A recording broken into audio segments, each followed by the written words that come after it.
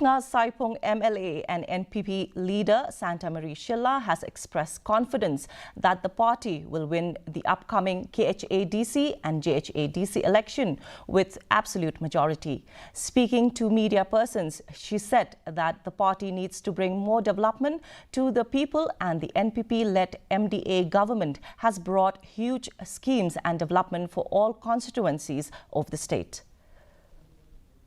MDC election, hopefully the majority the party wins.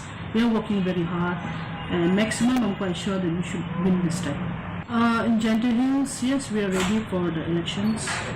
We have our candidates everywhere in all the constituency, and we are hoping that we win this time. Every party has their own, their own strategy of working. So we, as a party, we just need to hear our people out, help our people, bring development to the constituency.